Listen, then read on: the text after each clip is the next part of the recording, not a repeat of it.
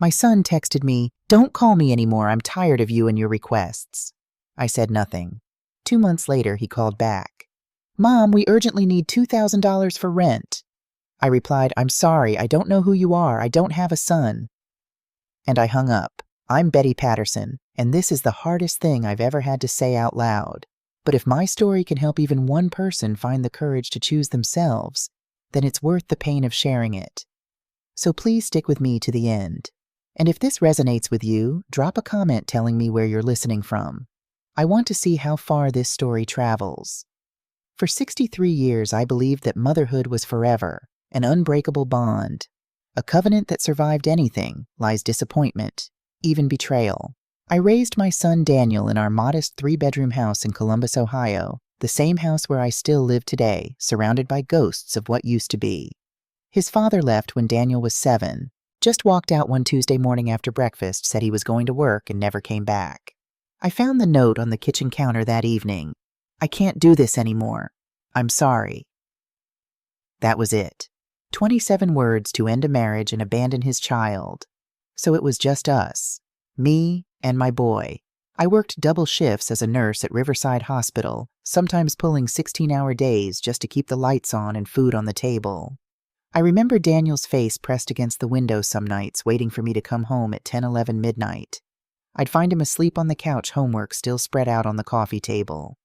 "I'm sorry, baby," I'd whisper, carrying him to bed. "Mama's doing the best she can." And I was. God knows I was. I sacrificed everything. New clothes, that money went to Daniel's soccer cleats. A vacation that became his college fund. A social life. What's that? My life was work, Daniel's sleep, repeat. And I didn't mind. That's what mothers do, right? We give until there's nothing left, and then we dig deeper and give some more. Daniel grew up, got into Ohio State on a partial scholarship. I covered the rest, of course. Graduated with a business degree. Met a woman named Amber at some bar downtown, and 6 months later they were married at City Hall. I wasn't invited to the ceremony. Found out 3 days later through a Facebook post. "We wanted to keep it small, Mom," Daniel explained over the phone, sounding annoyed that I was hurt. "You understand, right?" I said yes. I always said yes. Amber was, well, let me be careful here. Amber was beautiful in that sharp, calculated way. Blonde hair, always perfectly styled nails, always done designer purse on her arm, even though Daniel was working at some startup making barely above minimum wage. She smiled at me during our first meeting, but her eyes were ice cold. Assessing, measuring my worth. "Daniel's told me so much about you," she said, and somehow it didn't sound like a compliment. The request started small, 3 months after the wedding. "Mom, can you help us with the security deposit for an apartment, just $2,000? We'll pay you back next month when Daniel gets his bonus." I said yes. The bonus never came. The payback never happened. 6 months later, Mom Amber's having some health issues. "We need $8,000 for medical bills. Insurance won't cover it." I said yes. I picked up extra weekend shifts, dipped into my savings. A year later, "Mom, our car broke down. $4,000 for repairs. It's an emergency." I said yes. I pushed back my retirement by another year. The pattern was clear, had been clear for years, but I refused to see it. Or maybe I saw it and told myself the lie that all mothers tell themselves: they need me. What kind of mother would I be if I said no? Daniel and Amber would disappear for weeks, sometimes months. No calls, no texts, radio silence. Then suddenly my phone would light up with Daniel's name and my heart would leap. My boy is calling, only to hear that familiar tone in his voice. Not "Hi, Mom, I missed you," but "Hey, Mom, so we've got this situation." And I'd open my wallet. Every single time. Last April, on Daniel's 35th birthday, I called him. I'd spent the morning baking his favorite chocolate chip cookies with walnuts, the recipe my mother used to make. I had them wrapped up, ready to drive over if he'd let me visit. Amber answered his phone. "He's busy," she said curtly. Not "Hi, Betty," or "Happy to hear from you," just "He's busy." I could hear Daniel in the background, laughing. At something on TV, probably. That easy, carefree laugh I hadn't heard directed at me in years. "Can you just tell him I called?" My voice came out smaller than I intended. Tell him I love him." She hung up without responding. I stood in my kitchen, the phone still pressed to my ear, listening to dead air. The cookies sat on the counter, cooling. I never delivered them. I ate one myself that night, sitting alone at my kitchen table, and it tasted like ashes. 2 weeks later, I called again. I'd been feeling unwell for days. Chest pains that came and went. Shortness of breath. My doctor, Dr. Sandra Kim, who'd been my physician for 15 years, wanted to run some cardiac tests. Probably just stress, she'd said, patting my hand. But let's be sure, I was scared. 53 years old, no 63. God, when did I get so old and facing potential heart problems alone? I just needed to hear my son's voice. Just needed to know that if something happened to me, someone would care. Daniel answered this time. Third ring. Mom. Not a question, not a greeting, a statement. Flat. Almost annoyed. Hi, sweetheart. I just wanted to... What is it? He cut me off. I'm in the middle of something. The pain in my chest tightened. Not the physical pain, the other kind. I just wanted to talk, Daniel. I haven't heard from you in weeks, and Mom, seriously, I don't have time for this. It'll just take a minute. I wanted to tell you that I'm having some health... Mom, stop! The word hit me like a slap. Daniel, I'm your mother. I just need... And then he said it. The words that would replay in my mind for the next 2 months like a song I couldn't shake. Don't call me anymore. I'm tired of you and your requests. The line went dead. I sat there in my kitchen, the phone still pressed to my ear, listening to the dial tone hum. The afternoon sun streamed through the window over the sink, illuminating dust particles floating in the air. Everything looked exactly the same as it had 5 minutes ago, but something fundamental had shifted. My requests. What requests had I ever made of him? In 35 years, what had I ever asked for, except the occasional phone call, a visit on Christmas, 5 minutes of his time? I looked at the refrigerator covered in photographs held up by magnets from places I'd never been. Daniel as a baby, all rolls and smiles. Daniel at his 8th grade graduation, gap-toothed and proud. Daniel at his wedding, Amber tucked under his arm, both of them looking at each other instead of the camera. In every single photo, I was smiling, proud, loving. Had I been blind this entire time, I didn't call again. Not the next day, not the next week. Not when Dr. Kim called with my test results negative, just stress like she'd predicted. Not when I went to my follow-up appointment. Not when I picked up my prescription for anxiety medication that I was too proud to fill. I did everything alone. And slowly, day by day, I started to realize something I'd been alone for years. I just hadn't admitted it to myself. 8 weeks passed. 8 weeks of silence. 8 weeks of learning what it meant to truly have no one waiting on the other end of the line. But something strange happened in those 8 weeks. Something I didn't expect. I started living again. It began small. Margaret Chen, my friend from the hospital we'd worked together for almost 30 years before I retired, called to check on me. Betty, I haven't heard from you in a while. Everything okay? I almost lied. Almost said I'm fine like I always did. Instead, I heard myself say, no, actually, I'm not okay. Can we meet for coffee? We met at the corner bakery on High Street. I told her everything. Every request for money, every missed holiday, every broken promise. Daniel's final words to me. When I finished, I expected judgment. Or platitudes. Oh, honey, he didn't mean it. Or, he's just going through a hard time. Instead, Margaret reached across the table and gripped my hand so hard it hurt. It's about damn time, she said. What, Betty, I've watched you bleed yourself dry for that boy for years. Years. And I've bitten my tongue because you seem to need to learn this lesson yourself.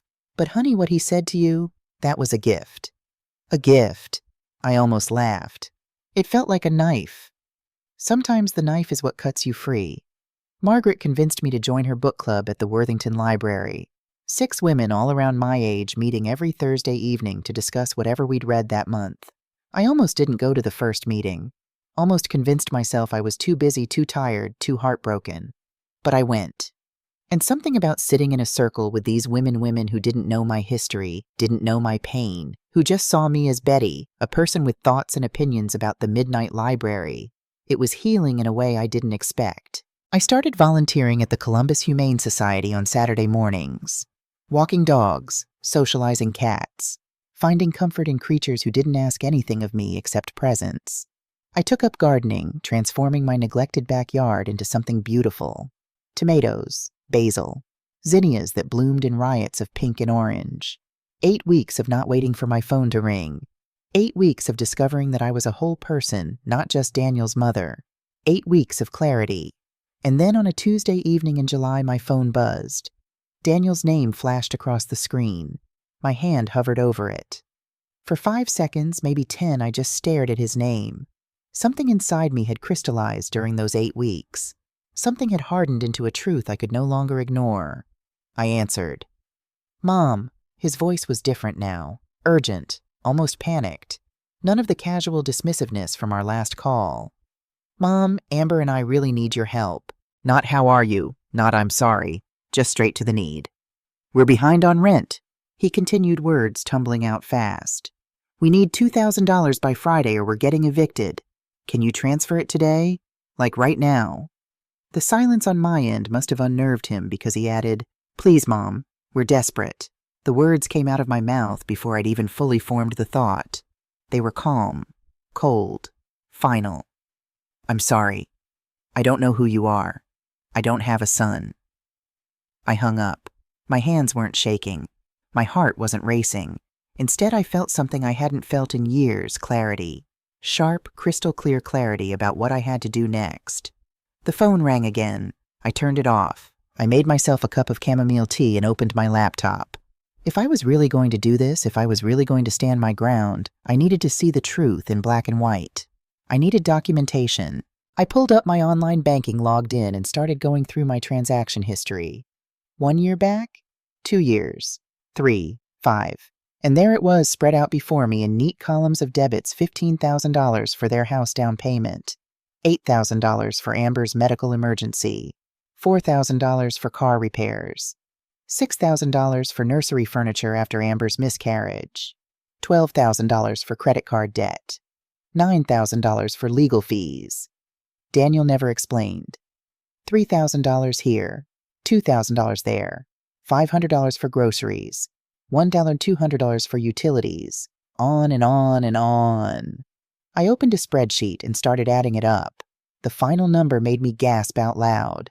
$63,000 in 5 years. I sat back in my chair, my tea forgotten and growing cold beside me, staring at that number. $63,000 that could have been my comfortable retirement, my emergency fund, my security. Instead, it had gone into a black hole with nothing to show for it. No thank yous, no repayments, no visits, no phone calls except when they needed more. I thought about how I'd worked until I was 61, 2 years past, when I'd planned to retire, because I kept telling myself they need me just 1 more year, just until they get on their feet. But here was the pattern, stark and undeniable. They'd never gotten on their feet because they'd never had to. I'd always been there. The safety net that never said no. My phone stayed off for the rest of the night. When I finally turned it back on Wednesday morning, there were 47 missed calls, 32 text messages. I didn't read them. Not yet. Instead, I called Margaret. "I need your help," I said when she answered. "And I need you to not judge me for what I'm about to tell you." "Honey," Margaret said gently, "I've known you for 30 years. Nothing you say could make me judge you." I told her about the $63,000, about the spreadsheet, about my decision to cut them off. There was a long pause when I finished. "Betty," she finally said, her voice thick with emotion, "I'm proud of you. But you need to protect yourself now. Really protect yourself. Do you have a lawyer?"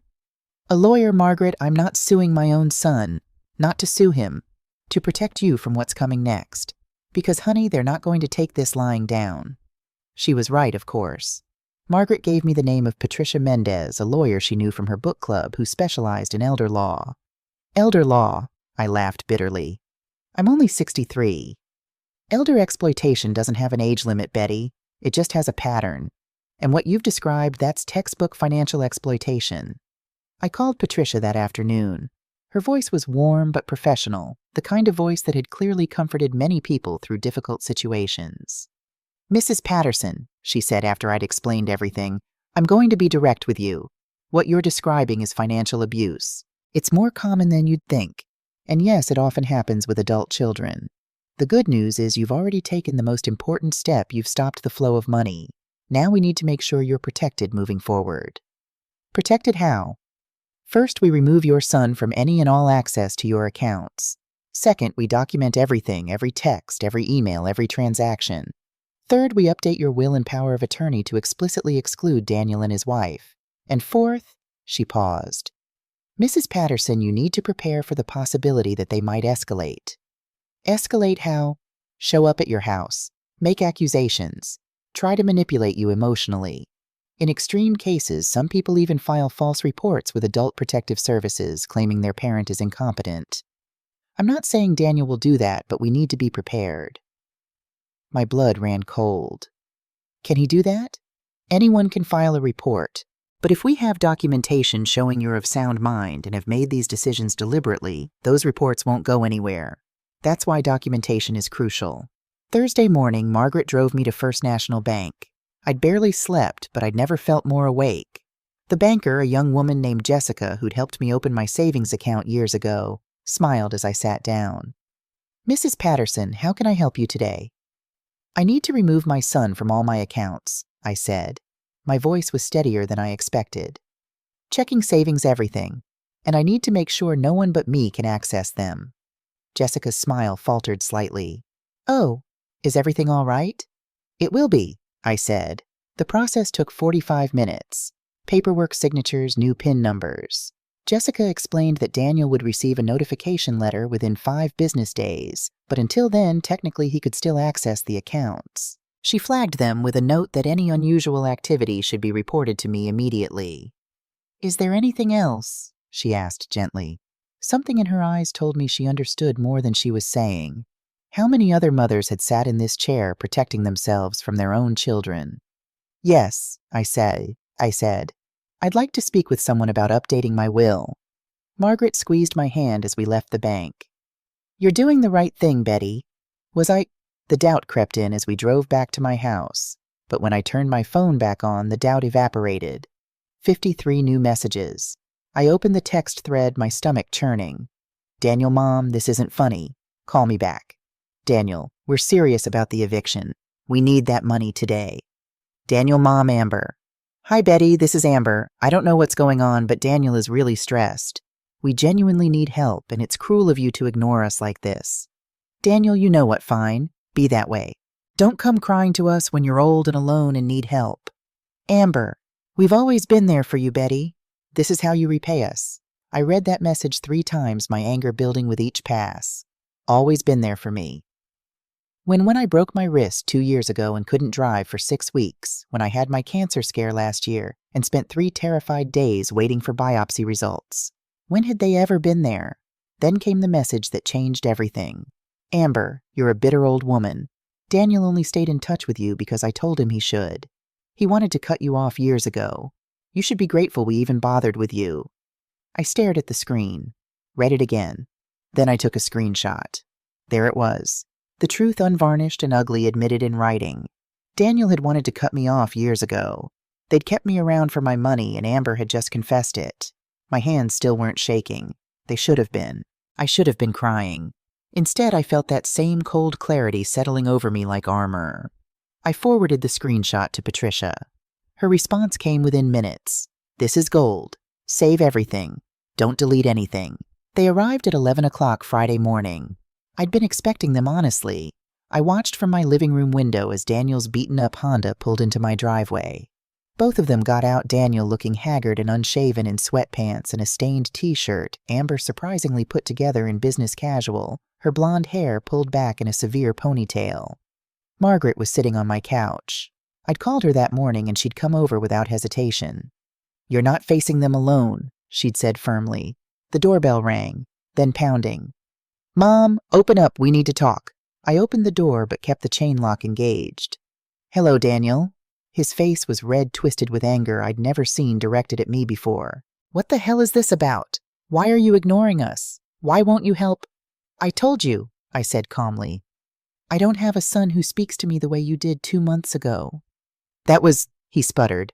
I was stressed. I didn't mean it. You're really going to hold that against me. Amber pushed forward, her voice dripping with false sweetness. Betty, please. Can we just come in and talk like adults? No, I said simply. Amber's mask slipped for just a second. We're family. Are we? I kept my voice level. When did you last visit me without needing money? When did you last call just to see how I was doing? That's not fair. Daniel's voice rose. We're busy. We have lives. You can't expect us to drop everything for you all the time. I'm not asking you to drop everything for me, I said. I'm asking you to treat me like a human being instead of an ATM. Oh, here we go. Amber rolled her eyes. The martyr act. You gave us money because you wanted to. We never forced you. I pulled out my phone and read from Amber's text, my voice clear and cold. You're a bitter old woman. Daniel only stayed in touch with you because I told him he should. He wanted to cut you off years ago. You should be grateful we even bothered with you. The color drained from Amber's face. Get off our property, Daniel suddenly shouted. This is harassment. This is my property, Daniel. You're the ones who need to leave. You can't do this, his voice cracked. We're going to get evicted. We have nowhere to go. What kind of mother? What kind of son? I interrupted quietly. Tells his mother not to call him anymore, then calls 2 months later demanding money. Amber's face twisted into something ugly. You selfish bitch. You're sitting in this house alone with all your pension money while your own son is about to be homeless. You should be ashamed. I'm not ashamed, I said. Not anymore. We could sue you, Amber shrieked. Elderly abuse. You promised to help us. Actually, I said I've been documenting everything, including the text where you admitted Daniel only stayed in touch because you told him to, including the $63,000 I've given you over 5 years with no repayment, no thank you, and no reciprocation. My attorney would be very interested in your lawsuit. The word attorney landed like a bomb. They both froze. You got a lawyer? Daniel's voice was barely a whisper. Yes. To do what? To sue your own son. To protect myself from being exploited. Amber grabbed Daniel's arm. Come on, we're wasting our time with this crazy old woman. Let her rot here alone. But Daniel was staring at me with something I couldn't quite read. Shock. Betrayal. For a moment, just a moment, I saw the little boy he'd been. The one who'd climbed into my lap when he had nightmares. The one who'd made me Mother's Day cards with crooked hearts drawn in crayon. Then Amber yanked him away and the moment passed. You'll regret this, Amber shouted from the driveway. When you're dying in some nursing home with no one to visit you, you'll remember this day. They drove off, tires squealing. I closed the door and slid down against it, my legs finally giving out. Margaret rushed over, wrapping her arms around me. You did it, honey. You did it. I'd been so strong during the confrontation. But now in the safety of my own home with my best friend beside me, I finally let myself cry. Not for Daniel, not anymore. But for the mother I'd been. For the illusions I'd held. For the love I'd given that had been weaponized against me. Thursday evening, I went to my book club meeting, something I'd been avoiding for weeks because I felt ashamed about my family situation. But Patricia had encouraged me to maintain my normal activities. Don't let them isolate you, she'd said. The women welcomed me warmly. We were supposed to discuss the Midnight Library, but during the break, I found myself sitting next to Helen Crawford, a retired school teacher in her 70s with kind eyes and silver hair. You seem troubled, dear, she said gently. I don't know what came over me, but I told her everything. When I finished, I expected judgment, or platitudes. Instead, Helen nodded knowingly. My daughter did the same thing to me, she said quietly. For 12 years. Car payments, rent, credit card debt. I gave and gave and gave because that's what mothers do, right? She smiled sadly. It took me having a stroke and nearly dying before I realized she only came around when she needed something. I cut her off 5 years ago. Do you ever regret it? I whispered. Every day, Helen admitted. But you know what I regret more? All those years I enabled her. All those years I taught her that Mom would always fix everything, that she never had to face consequences. She took my hand. Betty, can I tell you something that took me years to understand? I nodded, unable to speak. It was partly my fault. I pulled back, shocked. How could it be your fault they took advantage of you? No, listen. Helen's grip tightened. Not the taking advantage part. That's on them. But the creating a person who expected it. That was me. Every time I gave her money instead of letting her learn to budget.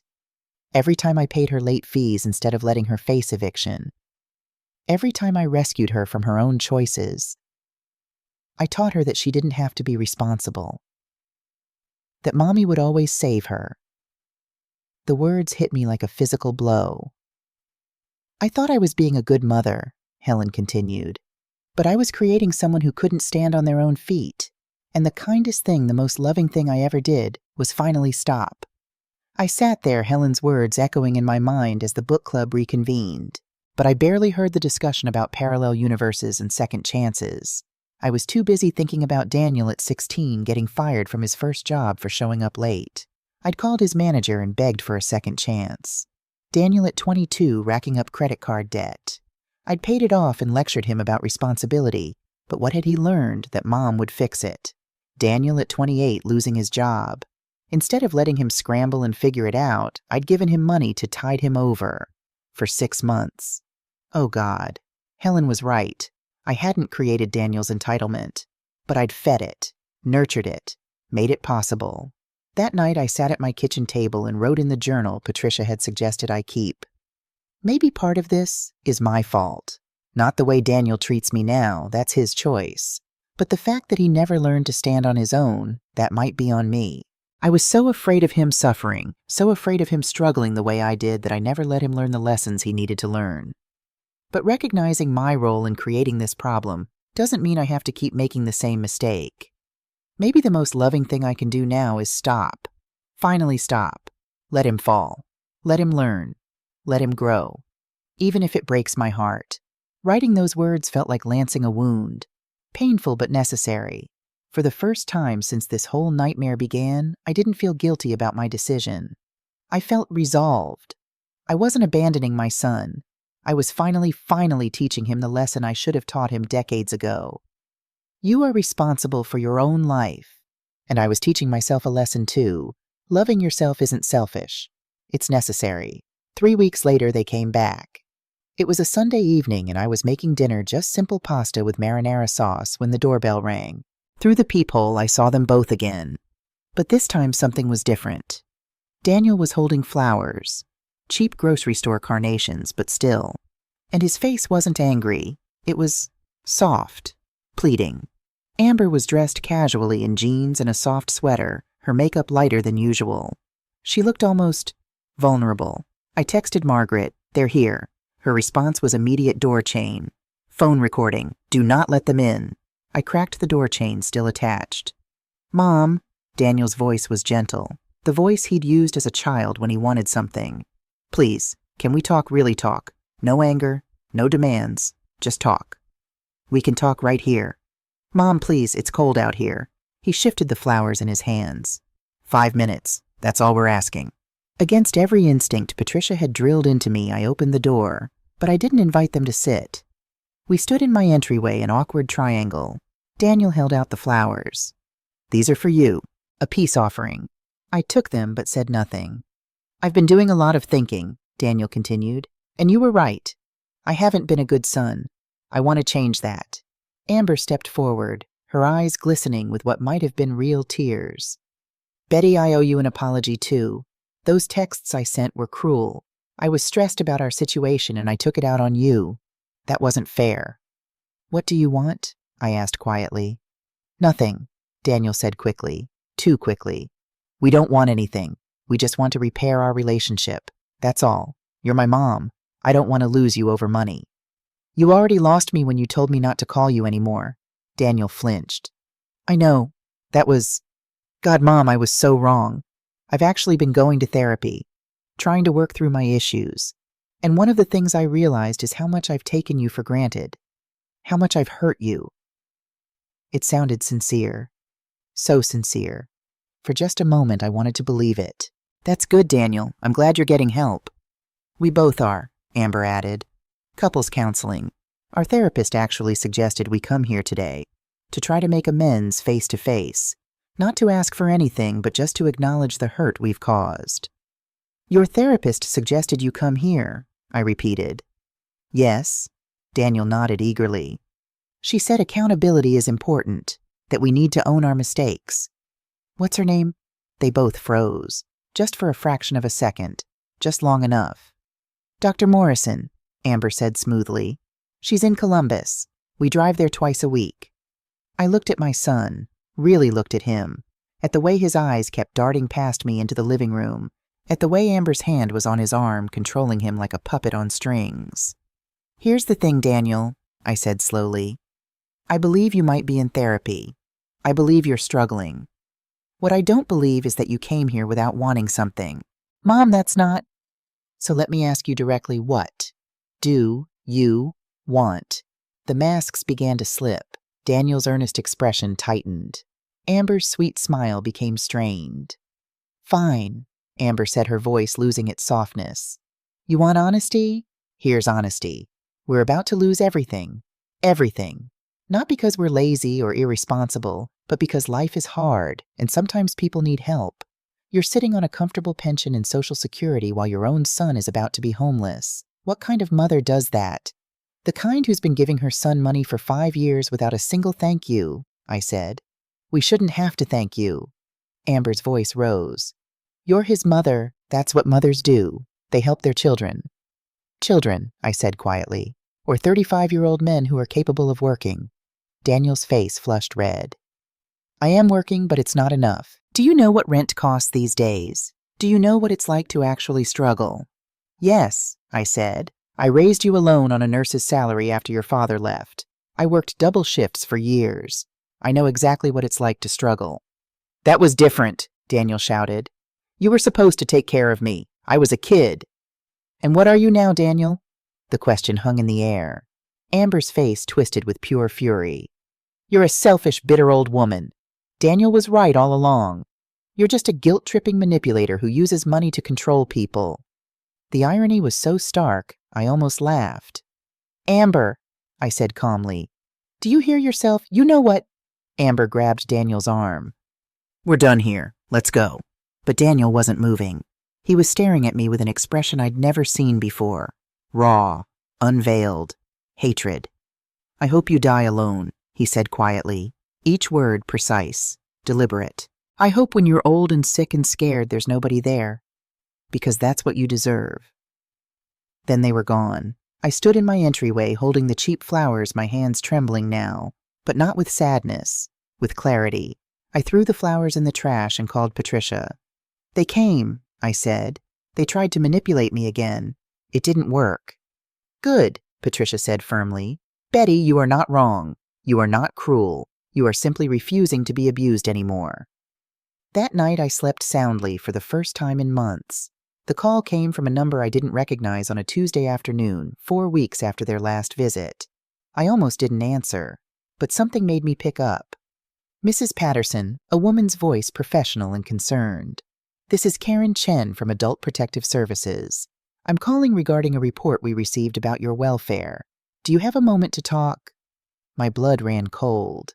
"What kind of report?" "We received a call from your son Daniel Patterson expressing concern that you may be experiencing cognitive decline and making unsafe financial decisions.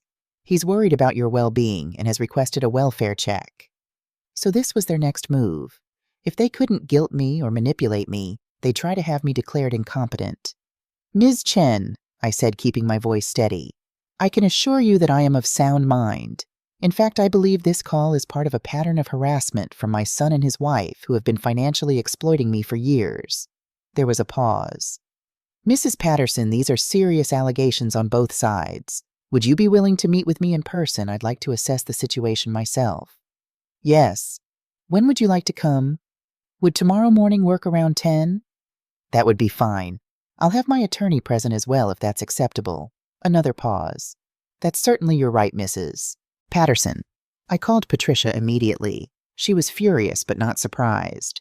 "This is a common tactic," she said grimly. "If they can get you declared incompetent, Daniel could potentially get power of attorney and access to your finances. We document everything tomorrow." Karen Chen arrived promptly at 10 the next morning. Patricia was already there, sitting beside me at my kitchen table. For 30 minutes, Karen asked questions about my daily routine, my finances, my health, my mental state. I answered each one calmly, providing documentation where relevant. "You seem very organized," Karen observed. "I'm a retired nurse," I said. "Organization was part of my job for 40 years. Can you tell me about your relationship with your son?" I told her everything, not emotionally, not defensively, factually. The pattern of financial requests, the absence of reciprocal care, the verbal abuse. the escalating harassment. I showed her the texts, the bank statements, the timeline. Karen's expression grew more serious as I spoke. "Mrs. Patterson," she said finally, "in my professional opinion, you are clearly of sound mind. You're articulate, organized, and have taken appropriate steps to protect yourself from what does appear to be financial exploitation. I'll be filing a report that finds no evidence of cognitive decline. However, I am also filing a separate report documenting what appears to be financial exploitation and harassment." After she left, Patricia turned to me. "Betty, you need to prepare yourself. They're going to know it didn't work. And cornered animals are dangerous." That evening, Amber called from Daniel's phone. I didn't answer, but the voicemail she left was chilling. "You called social services on us. You're trying to make us look bad, you pathetic, vindictive bitch. You've just declared war. And trust me, Betty, you're going to lose. We know things about you. We're going to destroy you." I saved the voicemail and forwarded it to both Patricia and Adult Protective Services. The letter arrived 2 weeks later. Handwritten. 3 pages on lined notebook paper. Daniel's messy scrawl. I held it over the trash can for a full minute before deciding to open it. "Dear Mom, I don't even know where to start. I've been up all night thinking about what happened, about everything that's happened over the past few months. Amber said I shouldn't write this, but I feel like I need to reach out. You're my mother. We're family. I'm sorry for what I said. All of it. The things I said on the phone. The things I said at your door. I was angry and scared, and I took it out on you. That wasn't fair. But Mom, I need you to know something, and I'm asking you to please read this with an open heart. Amber's pregnant." I stopped breathing. 3 months along. We found out a few weeks ago. We weren't planning it. We can barely take care of ourselves, but it's happening. I'm going to be a father, and I'm terrified. We're still behind on rent. I'm working 2 jobs now, but it's not enough. Amber can't work much because of morning sickness. We're living on ramen and hope, and I don't know what we're going to do when the baby comes. I'm not asking for money. I know you won't give it to me, and honestly, I understand why. But Mom, I'm asking you to think about this baby, your grandchild. Do you really want your grandchild to be born into instability? Do you want this baby's first home to be a shelter? I know I've screwed up. I know I've been a terrible son. But this baby is innocent. This baby didn't do anything wrong. Please, Mom, not for me. For your grandchild. Love, Daniel, P.S. I've attached a copy of the ultrasound, so you know I'm not lying." The ultrasound photo slipped out from between the pages. Grainy black and white, but unmistakably real. A tiny form barely recognizable as human, with the measurements and date printed at the top. 3 months, 2 weeks. I sat at my kitchen table staring at that photo, feeling like the ground had opened up beneath me. This changed everything. This changed nothing. I called Margaret first. "What are you most afraid of?" she asked after I'd read her the letter. "I'm afraid..." I had to stop and think. "I'm afraid I'll go back to the old pattern, but I'm also afraid that my grandchild will be born with nothing. So find a way that the baby is taken care of, but Daniel and Amber have to stand on their own." I called Patricia next. "Betty," she said carefully, "this is your decision. But remember, they've lied to you before. They claimed Amber had a miscarriage, and you gave them $6,000 for nursery furniture. But this time there's an ultrasound. Then if you decide to help you do it on your terms, with boundaries, with conditions, with accountability." I sat up all night thinking. By morning, I knew what I had to do. I wrote an email to Daniel. "Daniel, I received your letter. Congratulations on the pregnancy. I will not give you cash, but I will help my grandchild. Here is my offer. 1. I will pay your landlord directly for 3 months of rent, $1,803, these $5,402. I will purchase necessary baby items and pay hospital bills directly. 3. In exchange, you must meet with a financial counselor. I will pay the fee. Attend parenting classes. Keep both jobs or find stable employment. Send me a monthly budget showing income and expenses. If you violate any of these conditions, I stop immediately. I'm not doing this for you. I'm doing this for my grandchild. And Daniel, I need you to understand something. I love you. I always will. But I also love myself. And I will never let you hurt me again. You have 24 hours to decide." "Mom," his response came 23 hours later. "We agree. Thank you." 3 words. No apology, no warmth. But it was a start. 6 months passed. 6 months of Daniel and Amber following the rules barely, but they did. They met with the financial counselor. Daniel kept both jobs warehouse work during the day, Uber at night. Amber worked part-time from home doing data entry. Every month they sent me their budget. Every month I paid the landlord directly. I bought a crib, a car seat, diapers, tiny clothes that seemed impossibly small. Our relationship was cold, transactional, but civil. And then on a Wednesday in late September, I got the text. Baby's here. Girl Emma. 7 Elbs 3 O's. No invitation to visit. No wish you were here. Just information. I sat staring at that text for 10 minutes, tears running down my face. Margaret called. You going to the hospital? I don't know if I'm welcome. Do you want to meet your granddaughter? Yes. God, yes. Then go.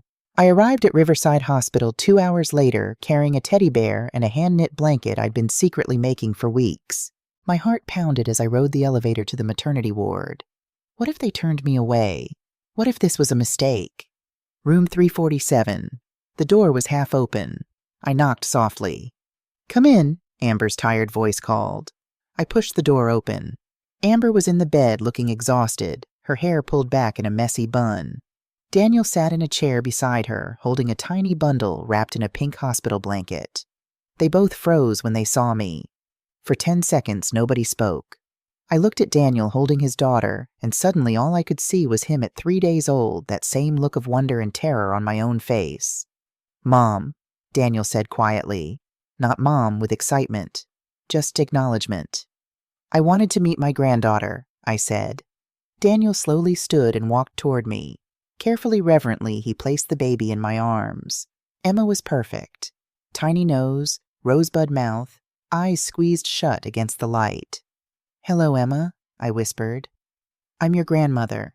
I looked up at Daniel, and for the first time in years, I saw tears in his eyes. Real ones. Mom, he said, his voice breaking. I'm so scared. I don't know how to do this. Nobody does, I said. You just do your best. Amber spoke from the bed, her voice hoarse. Thank you for helping us, Betty. I know we didn't deserve it. I looked at her, really looked at her. She looked young, vulnerable, human. Everyone deserves a chance, I said, but you only get one. I stayed for 30 minutes, held Emma, showed Daniel how to support her head, watched Amber try to nurse. When I stood to leave, Daniel touched my arm. Will you come back? I paused. Yes, but things are different now. I know, he said, and I'm going to try to be better, to be the kind of father and son I should have been. Don't try for me, I said. Try for her. 1 year later, I'm sitting in my backyard watching the tomatoes ripen. I see Emma twice a month, supervised visits at first until trust was rebuilt. She's walking now, 15 months old, with Daniel's dark hair, and I like to think my eyes. Daniel and Amber are still together, still struggling but managing. They moved to a smaller apartment they can actually afford. They're both working. They've paid me back exactly $0, and I've accepted I probably never will. Our relationship is complicated. Not warm, not like before. Maybe never like before, but there's respect now. Boundaries. Last week, Daniel sent me an email. Long, rambling. A real apology. He admitted he'd used me. Admitted Amber had manipulated him, but that he'd let it happen. Admitted he'd been a terrible son. I'm learning how to be a father, he wrote. And I'm realizing how hard you had it doing this alone. I'm sorry I never saw it before. I cried reading it. Not sad tears. Grateful tears. I wrote back. Thank you. That means more than you know. People ask me if I regret my decision. If I regret saying I don't have a son. Yes, every day. But I don't regret protecting myself. I don't regret drawing the line. I don't regret finally learning that loving yourself isn't selfish. It's survival. I lost my son, but I found myself. And now, slowly, carefully, I'm finding my son again. On new terms. Healthier terms. The journey isn't over. Maybe it never will be. Relationships don't heal overnight, especially ones this broken. But we're trying. Both of us. And maybe that's enough. They say blood is thicker than water, but the full quote is, the blood of the covenant is thicker than the water of the womb. The bonds we choose are stronger than the ones we're born into. I'm choosing to rebuild this bond. But I'm choosing myself first. And I'm teaching Emma something I wish I'd taught Daniel sooner. Love without boundaries isn't love. It's enabling. And sometimes the most loving thing you can do is say no. So that's my story. Was I wrong? Was I cruel? I'll leave that for you to decide. But if you're sitting there being used by someone you love, wondering if you have the right to say no, you do. You absolutely do. Setting boundaries doesn't make you a bad person. It makes you a healthy one. If this story helped you, please subscribe. Share your story in the comments. Let's build a community where we support each other in choosing ourselves. Because everyone deserves to be loved, but not at the cost of losing themselves. Thank you for listening to my story. God bless you all.